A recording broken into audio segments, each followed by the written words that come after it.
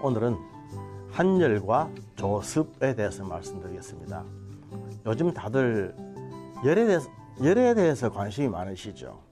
조금만 몸에 열이 나도 무슨 전염병은 아닌가 긴장하고 불안해하는 그런 세상이 되었습니다. 요즘만큼 열에 대한 관심이 많았던 적은 또 언제 있었나 싶습니다. 그러나 열에 대한 관심보다 결코 못하지 않은 조습, 우리 몸의 건조한 상태와 습한 상태에 대해서도 한번 생각을 해보셨습니까? 오늘은 한열과 조습에 대해서 말씀드리도록 하겠습니다.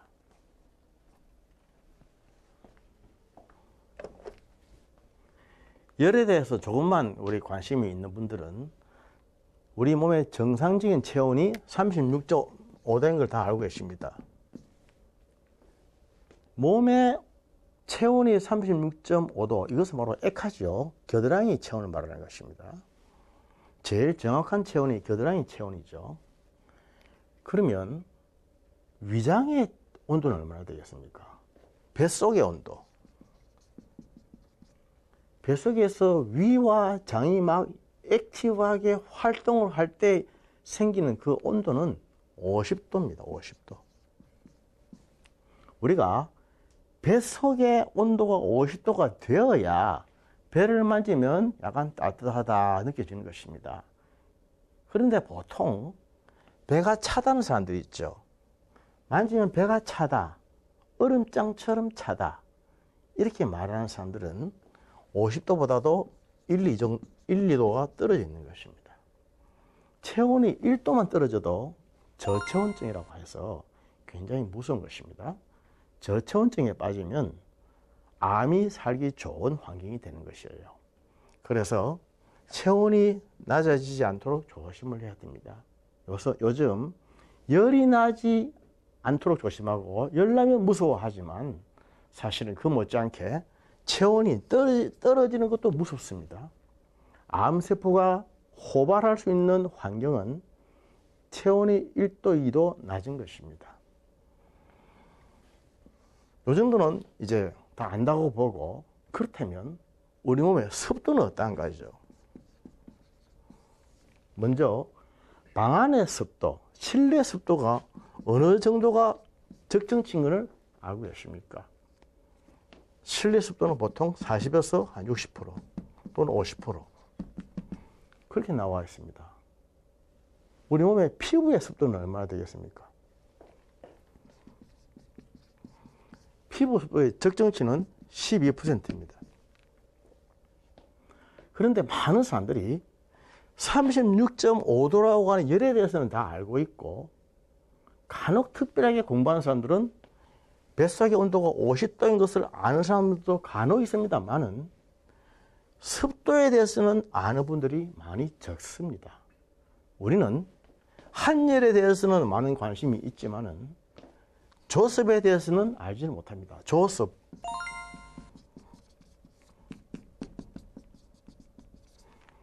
조습이라고 하는 것은 건조한 것과 습한 것, 축축한 것을 말하는 것이죠. 한열은 이거 아닙니까? 한열. 차올 한자. 물론 차올 한자의 정자는 이렇게 쓰죠. 그러나 요새 백화체로 약자로 쓸 때는 요것만 씁니다. 차올 한자. 이렇게 한자에서 이수변이 들어가는 것은 찬물을 말하는 것이라고 하겠죠. 냉수. 이수변 들어가지 않습니까? 삼수변이 들어가는 것은 따뜻한 것 또는 그냥 물을 말한다고 했습니다. 온수. 삼수변, 따뜻한 물, 끓인 물 또는 보통의 물. 이수변, 찬물. 이런 거. 그렇죠. 한열. 한열과 조습의 문제는 대단히 중요합니다. 그런데 많은 사람들이 한열에 대해서만 관심이 있지 조습에 대해서는 관심이 없다는 것이죠. 그러나 사실은 둘 다 중요하다는 것을 오늘 말씀드리고자 합니다. 우리 몸은 가슴 위쪽은 물이라고 그랬죠. 수입니다. 수. 배꼽 밑은 화라고 그랬습니다. 그래서 물은 올라가고 화는 내려가야 됩니다. 이름하여 수승화강이죠. 가슴 위에는 항상 시원해야 된다. 아무리 추운 겨울에도 얼굴에는 뭘 안 쓰고 될 수 있는 대로 내놓고 다니는 것은 얼굴에 열이 많기 때문에 항상 시원하게 식혀주기 때문에 그렇고, 아랫배 쪽은 아무리 한여름에도 팬티를 입고 속옷을 입어야 되는 것은 아랫배는 따뜻해야 되기 때문에 그럴 것입니다. 밑에는 불이 있어야 되고 위에는 물이 있어야 되는 것이죠. 이게 정상입니다. 그런데 만약에 이게 잘못되면, 거꾸로 되면 상열 하한이 되죠. 위쪽으로는 열이 있게 되고 밑으로는 물이 있게 되는 것. 아랫배가 차워지면서 위쪽으로 자꾸만 열이 차오르는 것. 이게 만병의 원인입니다. 위쪽으로 열이 있어서 가슴, 얼굴, 머리 쪽으로 열이 차오르면 밥을 먹을 때라든지 잠잘 때라든지 자꾸만 땀이 나는 것도 가슴 위쪽으로 땀이 많이 나고, 위쪽으로 열이 차오르니까 열 때문에 혈압이 올라가고 자꾸 긴장이 되고 불안해지고 잠이 잘 안 오고 신경이 날카로워지고 예민해지고 화를 잘 내고 신경질을 잘 부리고,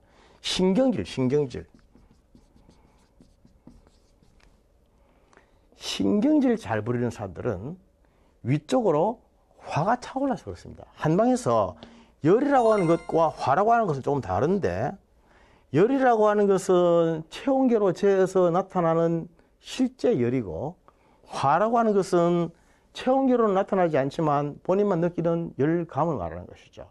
이것은 요새 현대의학적으로 설명을 하면 부신피질에서 아드레날린이라고 하는 흥분성 호르몬이 많이 분비됨으로 말미암아 심장 박동이 빨라지면서 혈관이 확장되면서 위로 혈이 확 차오르는 것입니다. 그렇게 되면 본인은 후끈하게 열이 닿으르는 열감을 느끼지만 실제로 체온계로 재면은 열은 올라가지 않습니다. 이것을 화라고 하죠. 이러한 상열이나 화나 있으면 이것들 때문에 혈압이 오르게 됩니다. 그래서 옛날에는 혈압이 오르지 않았고 오히려 낮았던 사람들도 나이가 들면서 갑자기 혈압이 올라가게 되는 거죠. 잠을 잘 못 자게 되고 짜증이 많이 나게 되고 위쪽으로 열이 차오르니까 신경이 나게 되고 아무것도 아닌 일에 자꾸만 화가 나고 거슬리고 그 사람이 까칠까칠하게 되는 것입니다. 특히 남자들 중에 젊을 때는 이렇게 후덕스러웠던 사람들이 나이가 들어가면서 아주 잔챙이가 되는 사람들이 많이 있습니다. 남자들의 그 양기는 아랫배에 있어야 됩니다. 남자는 양기가 튼실하고 좋아야, 힘이 있어야 사람이 부드러워지고 사람이 여유가 있어집니다.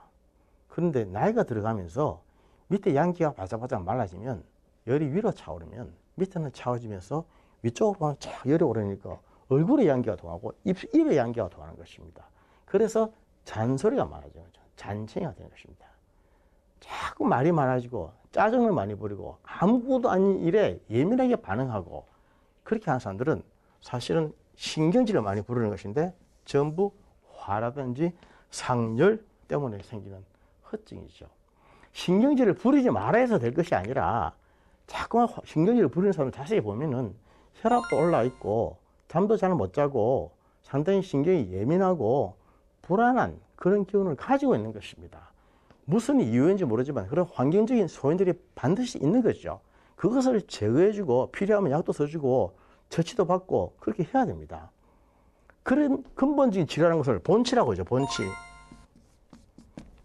본치의 반대말은 표치입니다. 겉으로만 뭐 치료하는 것. 잠 안 오면 소면제 주고, 밥 먹으면 밥 만나게 해주고, 아프면 진통제 주고, 이걸 표치라고 합니다. 그렇게 되는 문제가 아니거든요. 그렇게 해서 이 열의 문제, 한 열의 문제를 잘 컨트롤하고 다스릴 수 있으면 건강해집니다. 이 조섭의 문제는 우리 일상생활에서 참 많이 있습니다. 사실은 그 피부 알레르기 있지 않습니까? 피부에 나타나는 알레르기성 질환들. 알레르기란 말 자체가 과민 반응 아닙니까? Hypersensitive reaction. 그러나 과민 반응이 일어나는데 한의학적으로 볼 때는 이것은 조와 상관이 있습니다. 조. 혈조라 그럽니다. 조라고 하는 것은 마른다는 것인데 혈조, 피가 말랐다는 거죠. 피부가 말랐다는 것입니다. 피가 유효하면 피부가 촉촉해서 피부의 습도가 12%를 유지할 수 있으면 참 몰랑몰랑하니 말랑말랑하니 좋습니다. 그런데 피가 건조하게 되면은 이것이 까칠까칠해지고 아주 촉감도 나빠지고 딱딱해지고 굳어지고 그렇게 되는 것입니다. 이렇게 되면 피부 소양증, 피부가 간지러워지죠. 간지러우면서 자꾸만 무엇이 생깁니다. 이런 피부에 무엇이 자꾸만 생기고 하는 것들은 전부 다 한방에서 볼 때는 습도의 문제, 습도가 낮아져 가지고 조화한 상태가 되는 것. 그래서 혈조라고 한다고 그랬습니다. 혈조. 그리고 애들이 특히 밤에 잠잘 때에 코피가 많이 나는 사람들이 있습니다. 코피가 많이 나면 잠잘 때 주로 코피가 나는 것은 방안을 따뜻하게 했을 때 코피가 많이 나는 것인데 방안이 너무 건조해져서 그런 경우가 참 많습니다. 요즘 같은 여름철에는 습해서 생기는 문제가 많습니다. 습.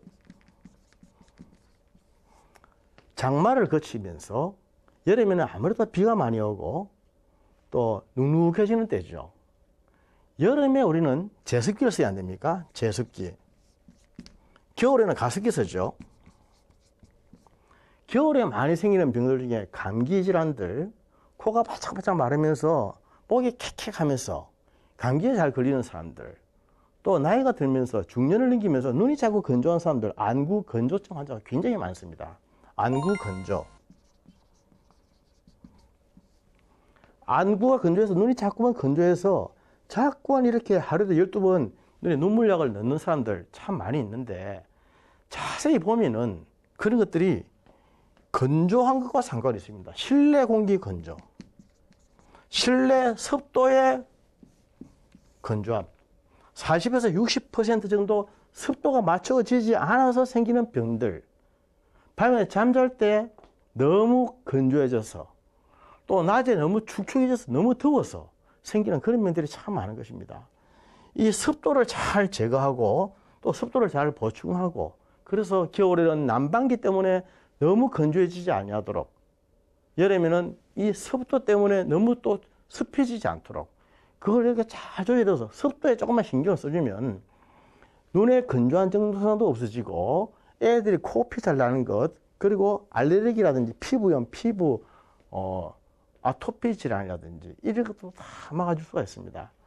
뿐만 아니라 자꾸만 피부가 이렇게 습도가 약해지고 습도가 줄어들면은 피부가 노화가 자주 옵니다.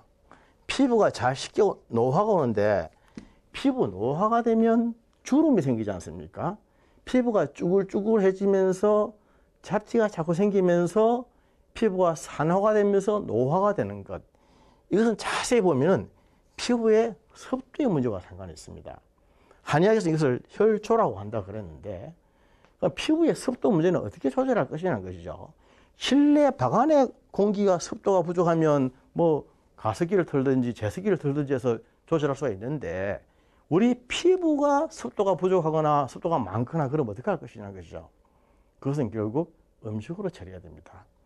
피부의 혈조를 이렇게 잘 다스리기 위해서는 종합적인 비타민이라든지 또는 무기질을 골고루 섭취해 줘야 되는데 우리가 먹는 음식물들 중에서 사실은 이런 데 쓰는 것들이 채소가 좋은 게 많습니다.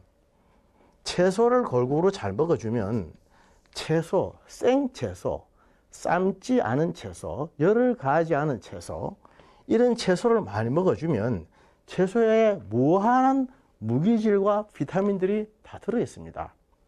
그런데 이런 채소에 들어있는 비타민은 열을 40도만 가하면 파괴화되기 때문에 열을 가하지 않은 것을 먹어야 됩니다. 엽산도 마찬가지죠. 열을 가하면 열이 파괴화됩니다. 우리 대한민국 사람들이 세상에서 엽산을 제일 많이 먹는 나라임에도 불구하고 엽산 제일 부족한 나라입니다. 그것은 가공하지 않은 상태로 먹어야 하는데 열을 가해서 익혀 먹기 때문에 다 파괴된 엽산을 먹기 때문에 그렇다. 이미 보고가 나와 있습니다. 비타민 종류도 마찬가지입니다. 채소를 먹기는 먹는데 열을 가해서 먹기 때문에 파괴된 비타민과 미네랄을 많이 먹는 것이죠. 그리고 사람들은 자기들이 좋아하는 것을 먹고 싫은 것을 안 먹는 편식을 하기 때문에 이것 때문에 결국 혈조가 생기는 것입니다. 피부 트러블이 자꾸 오는 거죠. 그래서 뭐 피부가 자꾸 건조해진다, 거칠거칠하다, 피부를 이렇게 만지면 뭔가 좀 촉촉하고 말랑말랑한 이런 맛이 있어야 되는데 뭐 드라이하고 거칠거칠하고 자꾸 이렇게 주름이 생기고 이렇게 될 때는 이것은 한의학적으로 볼 때는 조 상태다. 조. 피부가 습해서 오는 경우는 사실은 많이 없습니다. 물론 습진 같은 경우는 해당하지만은 한방에서 오늘 임상적으로 볼 때에 피부가 건조해서 혈조로 오는 이러한 피부 트러블이 굉장히 많이 있습니다. 단순한 피부 트러블만 아니거든요. 실내 공기가 건조하면은 코 속이 건조하게 되고 이것이 내려가면은 기관지에 알레르기를 일으켜서 기침을 많이 하게 되고 기관지 여러 가지 염증들, 감기 이런 것들이 자꾸 1년 내도록 감기합니다. 무슨 아무리 치료를 해도 치료가 안 됩니다. 이런 사람들은 사실은 환경적인 문제도 많이 있습니다. 또 오늘날 알레르기를 생각할 때에 방안은 건조하고 드라이한 상태에서 환기가 잘 안 되고 또 잘 이렇게 소독을 안 해서 여러 가지 온갖 진드기라든지 잡균과 함께 동거 생활하는 사람들이 참 많습니다. 이부자리, 베개라든지 요라든지 이런 이부자리에 칼칼이 늘어서 이렇게 충을 쫓아내야 되는데 특히 한여름에 덥지 않습니까? 더울 때는 습해지기 쉬우니까 자주 강력한 햇빛을 쬐주면서 이렇게 바짝바짝 말려주고 그렇게 하면서 건조시켜야 되는데 그대로 놔두니까 이 습한 속에서 병해충들이 많이 사게 되고 진드기가 서식하게 되면서 여러 가지 알레르기가 많이 옵니다. 그래서 제가 환자들을 보면은 자꾸만 알레르기성 질환으로 기침을 하고 피부염이 나고 이렇게 하는 분들이 약만으로 치료하고 하는데 환경적인 소인이 굉장히 많다는 거죠. 너무 건조하거나 너무 습하거나 이 조와 습을 잘 관리하지 못해서 생기는 병들, 그런 병들이 굉장히 많은 것입니다. 그래서 오늘날 우리가 한열에 대해서 관심을 가지고 너무 몸이 차지 않도록 너무 덥지 않도록 열나지 않도록 조심하는 것은 대단히 중요하지만은 그 못지않게 조습에 대해서도 관심을 가져야 된다는 것입니다. 한의학에서 육기라고 하는 것이 있습니다.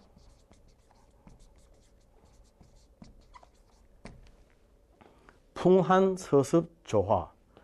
이것은 바깥 기온을 말하는 것이죠. 풍이라고 하는 것은 바람이고 한이라고 하는 것은 추위를 말하는 것이고 서는 더위고 습은 습기고 조는 건조한 것이고 화는 불나는 것을 말합니다. 바깥의 육기 6가지 기운 이러한 것들이 우리 몸에 영향을 미치기도 하는데 우리 몸속에도 똑같이 이런 풍한 서습조화가 있다는 것이죠.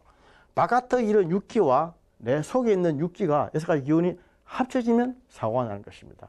바깥에 바람이 부는데 내 속에도 바람이 있으면 풍병이 생기는 것이고 바깥이 너무 습한데 내 속에도 습하면 습병이 생기는 것이고 바깥이 너무 건조한데 내 몸속에서도 너무 건조하면 조와 조가 합하면 조병이 생기는 것입니다. 그렇게 해서 우리 한의학에서 건강이라는 것은 외기 바깥의 기온과 내 속의 기온을 맞춰서 같이 조화롭게 해서 밖에 부족한 것을 내 몸에서 맞추어주고 밖에 너무 과한 것을 내 몸에서 빼주고 이렇게 하면서 균형을 잃지 않게 건사하는 것이죠.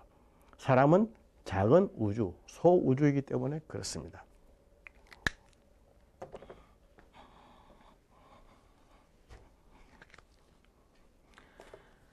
사람은 항상 말이죠.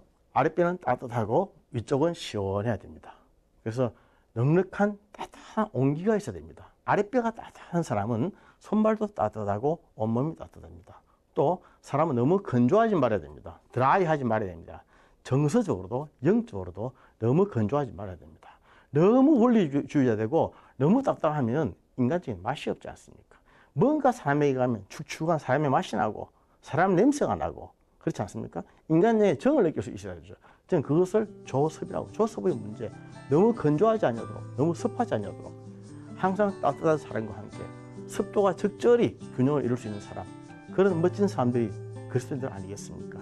하나님 우리에게 그렇게 살기를 원하실 것입니다. 그리스도인들이 이 세상에 빛과 소금으로 살아가기 위해서는 사람으로서 충분히 따뜻함과 예수님의 사랑을 전해줄 수 있는 그런 멋진 비결을 알고 있어야 될 것입니다. 감사합니다.